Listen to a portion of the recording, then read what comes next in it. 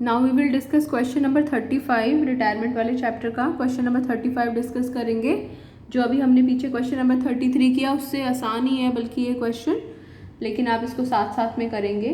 Question क्या है, X Y and Z are partners sharing profit and losses in the ratio 3:2:1। तो ये हमें ओल्ड रेशियो दे रखी है क्वेश्चन में। ऑन 1 अप्रैल वाई रिटायर्ड, कौन रिटायर हो रहा है, वाई रिटायर हो रहा है। और नीचे अगर आप सवाल में एक बार फटाफट सरसरी नज़र डालें तो आप देखेंगे कि कोई न्यू रेशियो नहीं दे रखी है। तो अगर y रिटायर हो रहा है, मैंने y को छुपा लिया है, so what is the new ratio, x is to z and what is the new ratio 3:1। So new ratio क्या हो जाएगी हमारी 3:1। और अगर हम ओल्ड रेशियो से ही न्यू रेशियो निकालते हैं तो वही हमारी न्यू रेशियो होती है और वही हमारी गेनिंग रेशियो होती है। So the gaining ratio in this question is 3:1। तो हमारे पास ओल्ड रेशियो आ गई है, न्यू रेशियो आ गई है, गेनिंग रेशियो आ गई है। पहला काम हमने कर लिया। अब देखते हैं बैलेंस शीट क्लीन करने के लिए हमें क्या क्या इन्फॉर्मेशन चाहिए। यहाँ पर अगर हम ध्यान से देखें बैलेंस शीट की लाइबिलिटी साइड में एक लिखा है जनरल रिजर्व, जो हमें डिस्ट्रीब्यूट करने की ज़रूरत है, और एसेट साइड में ऐसा कुछ नहीं है। तो जनरल रिजर्व के लिए क्या एंट्री है हमारे पास, general reserve account debit 1,35,000 to old partner. Now who are the old partners in this question, जो ओल्ड रेशियो में अपीयर कर रहे हैं, एक्स वाई और Z. So to X capital account, to Y's capital account, to जेड्स capital account. पूरा मैंने नहीं लिखा है यहाँ पर। इस 1,35,000 को ओल्ड रेशियो में डिस्ट्रीब्यूट कर देंगे। What is the old ratio 3:2:1, ये लिख लेंगे यहाँ पर। अब सेकेंड पार्ट है बैलेंस शीट की एसेट साइड में अगर कुछ दिया होता, वो क्या क्या आइटम्स हैं जो बैलेंस शीट की एसेट साइड में आते हैं और हमें उनको ख़त्म करना पड़ता है। अगर बैलेंस शीट की एसेट साइड में गुडविल दे रखी हो या फिर बैलेंस शीट की एसेट साइड में P&L दे रखा हो, तो यहाँ पर एसेट साइड में ऐसा कुछ भी नज़र नहीं आ रहा है। इसका मतलब केवल एक यही चीज़ है। तीसरा है गुडविल ऑफ द फर्म। हमें गुडविल ऑफ द फर्म लिखा हुआ दिखाई दे रहा है फर्स्ट पार्ट में। Goodwill of the firm was valued at 1,35,000। पूरे फर्म की गुडविल दे रखी है। हमें पूरे फर्म की गुडविल का कुछ करना होता है नहीं। हमें क्या करना होता है, हमें रिटायरिंग पार्टनर का शेयर निकालना पड़ता है ना। Who is the retiring partner, Y. तो वाई का शेयर निकाला 2/6। मैंने पहले भी कहा था रिटायरिंग पार्टनर का शेयर निकाल कर एक कोने में लिख लेंगे। अब वाई का शेयर निकालना है, पूरे फर्म की गुडविल 1,35,000, तो इसमें से वाई का शेयर हुआ 1,35,000 गुना 2/6। जब हम इसको कैलकुलेट करेंगे we get the amount equal to 45,000। तो हमारा Y share in goodwill calculate हो गया। अब इसकी जर्नल एंट्री बताइए। गेनिंग टू रिटायरिंग, जो गेनिंग रेशियो में नज़र आ रहे हैं, गेनिंग कौन है, एक्स और जेड, और रिटायरिंग कौन है, Y. So what is the journal entry, X capital account debit, जेड्स capital account debit to Y's capital account. कौन सी रेशियो में डिस्ट्रीब्यूट होगा, गेनिंग रेशियो में। What is the gaining ratio 3:1। Gaining ratio की एंट्री करेंगे यहाँ पर। क्वेश्चन के एंड में फिर मैं आपकी एंट्रीज डिस्कस करूंगी। ये वीडियो को पॉज करके यहाँ पर गुडविल की gaining ratio, gaining to retiring वाली एंट्री पास करके रख लेंगे। अब हमने ओल्ड रेशियो निकाल ली, न्यू रेशियो निकाल ली, गेनिंग रेशियो निकाल ली, रिवैल्यू क्या बोलते हैं, जनरल रिजर्व को डिस्ट्रीब्यूट कर दिया, बैलेंस शीट को क्लीन कर दिया। अब हमारी बारी आती है रिवैल्यूएशन अकाउंट बनाने की। बहुत आसान है इस क्वेश्चन का रिवैल्यूएशन अकाउंट। बी पार्ट, सबसे पहले रिवैल्यूएशन अकाउंट का फॉर्मेट बना लेंगे। इधर नुकसान, इधर फ़ायदा, अपना स्माइली बना लेंगे जैसे हमने बनाना सीखा है। इधर नुकसान, इधर फ़ायदा। चलिए क्वेश्चन देखते चले जाते हैं। क्या दे रखा है, ए पार्ट हमारा हो चुका है। B part, expenses owing to be brought down to.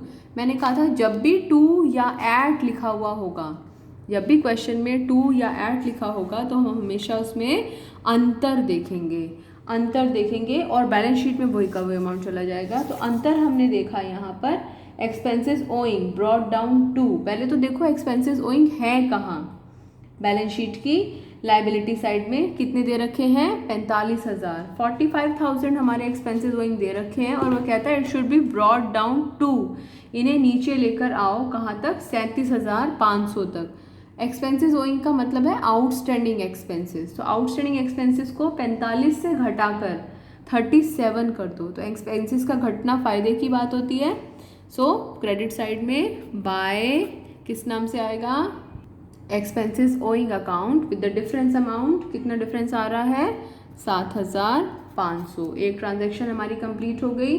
C part, machinery and loose tools, machinery अलग है, लूज टूल्स अलग है, to be valued 10% less than their book value. Book value का मतलब पुस्तक मूल्य, पुस्तक मूल्य का मतलब बैलेंस शीट में जो लिखा हुआ है उससे 10% कम कीमत पर।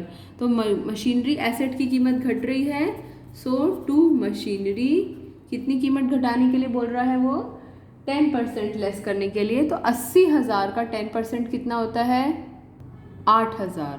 इसी तरीके से लूज टूल्स का अमाउंट देखिए 40,000, 40,000 का 10% कितना होता है 4,000। नुकसान हो रहा है, इधर आना चाहिए, टू लूज टूल्स 4,000। अब एक्सपेंसेस ओइंग हो गया, मशीनरी हो गया, लूज टूल्स हो गया। डी पार्ट है factory premises to be revalued at. जब भी मैंने बोला टू या एट लिखा होगा तो हम अंतर देखते हैं। फैक्ट्री प्रेमिसेस पहले कितने थे 2,25,000, अब कितना करने के लिए बोल रहा है 2,43। एसेट की कीमत 2,25 से 2,43, 2,25 से 2,43, 2,25 से 2,43 बढ़ रही है। अगर एसेट की कीमत बढ़ रही है तो फायदा। बाय फैक्ट्री प्रेमिसेस जब भी टू या एट लिखा होगा तो अंतर, 2,43 में से 2,25 को घटाया, हमारा अमाउंट आ गया 18,000, 18,000। अब हमारे पास सारी चीज़ें हैं, हमें दिखाई दे रहा है फ़ायदा वाला पलड़ा भारी है, नुकसान वाला कम है, तो यहाँ पर रिवैल्यूएशन प्रॉफिट बचेगा। कैलकुलेट कीजिएगा, ओल्ड पार्टनर्स में ओल्ड रेशो में डिस्ट्रीब्यूट करना। वीडियो के एंड में फिर हम डिस्कस करेंगे, अभी वीडियो को पॉज करके इसे कैलकुलेट कर सकते हैं और उसके बाद में कैपिटल अकाउंट का फॉर्मेट बनाते हैं। पहले वीडियो को पॉज करके कैपिटल अकाउंट का फॉर्मेट बना लीजिए। आई होप आपको याद होगा, 3 पार्टनर्स हैं, 3 कैपिटल अकाउंट के अमाउंट के कॉलम्स बना लिए हैं, XYZ। भाई चलो गोवा रोम आए, यही हमने सीखा था।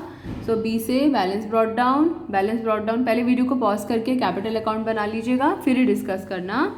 पॉज कर लो, ओके। अब बाय बैलेंस ब्रॉट डाउन, तो भाई चलो गोवा रोम आए, by balance brought down. Capital account का बैलेंस XYZ, एक्स का कितना दे रखा है 1,50,000, वाई का बैलेंस कितना दे रखा है 1,50,000 और जेड का बैलेंस कितना दे रखा है 1,50,000। ये तो पक्के दोस्त लगते हैं, तीनों ने सेम अमाउंट इन्वेस्ट करा। सी से कुछ नहीं है, गोवा में जी से जनरल रिजर्व, कोई अन्य रिजर्व या गुडविल, और गुडविल का नाम बाय बाकी पार्टनर के नाम से। तो जनरल रिजर्व तो था, हमने जनरल एंट्री करी थी, इसलिए बाय जनरल रिजर्व यहाँ पर अमाउंट आ जाएगा जो आपने डिस्ट्रीब्यूट करके रखा होगा।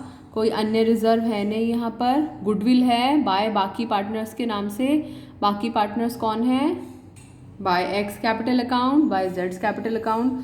एक्स का नाम आ गया, एक्स में कांटा लगा दो, जेड का नाम आ गया तो जेड में कांटा लगा दो, एक्स में भी क्रॉस लगा दिया, जेड में भी क्रॉस लगा दिया। बचा कौन है वाई, तो वाई के आगे हम दोनों अमाउंट लिख देंगे 33,750 और 11,250। यदि आपने कैलकुलेट किया हो ये अमाउंट। उसके बाद में जनरल रिजर्व हो गया, कोई अन्य रिजर्व हो गया, गुडविल का अमाउंट हो गया, फिर आर से रिवैल्यूएशन का प्रॉफिट और ये भी एंट्री ख़त्म नहीं हुई। By X capital account, by जेड्स कैपिटल अकाउंट, और यहाँ पर आएगा to Y's capital account, to Y's capital account. क्योंकि वाई बोला तो वाई में क्रॉस लगा देंगे और एक्स के आगे एक्स का अमाउंट, जेड के आगे जेड का अमाउंट। ये अमाउंट कॉपी कर देंगे 33,750 और यहाँ पर 11,250। ये हमारा अमाउंट आ गया। इसके बाद में कैलकुलेशन करोगे रिवैल्यूएशन का प्रॉफिट, यहाँ पर बाय रिवैल्यूएशन अकाउंट ब्रैकेट में प्रॉफिट और तीनों में डिस्ट्रीब्यूट कर देंगे। उसके बाद में जो भी अमाउंट आएगा सबसे पहले वाई का कैलकुलेशन करेंगे और उसे टू वाइज लोन अकाउंट के नाम से यहाँ पर कैलकुलेट करके लिखना। इसमें से जोड़ के माइनस करके ये वाला अमाउंट लिखना है आपको, ये अमाउंट लिखना है, मैंने खाली छोड़ा हुआ है। और बाकी एक्स और जेड के लिए टू बैलेंस कैरिड डाउन लिखना है, जिसमें एक्स का बैलेंस यहाँ पर और जेड का बैलेंस यहाँ पर लिखना है। तो ये आपका कैपिटल अकाउंट कंप्लीट हो जाएगा। फिर इसका आंसर डिस्कस करेंगे। अब बनाते हैं बैलेंस शीट।